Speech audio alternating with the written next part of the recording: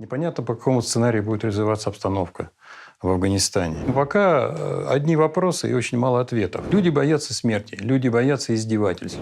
Рахмонов вновь предупреждает. Досмотрите это видео до конца, и вы узнаете, какая угроза идет к Таджикистану. Подписывайтесь на наше обновление и будете в курсе всех последних событий. Российский военный и государственный деятель, бывший генеральный секретарь ОДКБ Николай Бардюжа в интервью Армену Гаспаряну рассказал, что в 90-е работал именно на таджикско-афганской границе и принимал непосредственное участие в умиротворении неспокойной ситуации на рубежах. Это хаос, потому что вообще непонятно, что будет происходить дальше.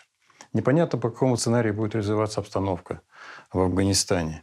Непонятно, как поведут себя талибы. Мы потеряли там очень много людей, потому что участвовали в том числе и в боестолкновениях.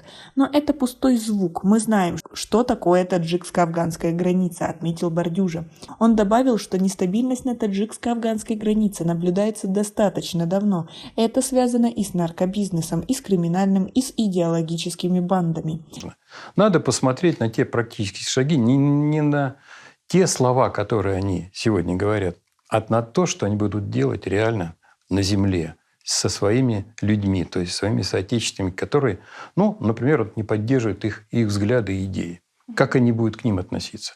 И тогда нам станет ясно, с кем мы имеем дело. Генеральный полковник рассказал, что на территории Афганистана в настоящий момент базируется порядка 2500 боевиков ИГИЛ и около 1000 исламского движения Туркестана. Это структуры, которые непосредственно ориентированы на экспансию, на теракты в государствах Центральной Азии и России, на изменение существующего строя в Центральной Азии, прежде всего в Таджикистане и Узбекистане, добавил экс-генсек ОДКБ. Более того, отметил эксперт, эти террористические группировки действуют и после смены власти в Афганистане.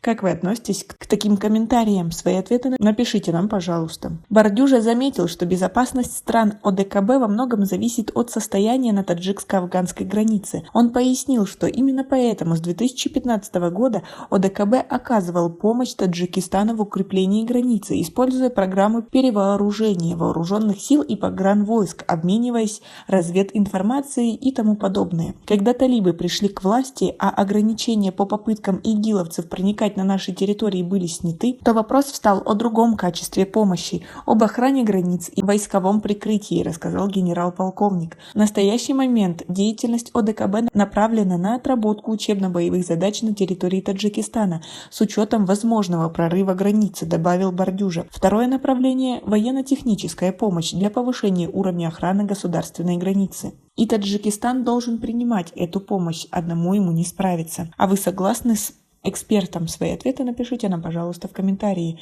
У нас пока на этом все. Оцените наше видео подпиской и лайком. До скорой встречи.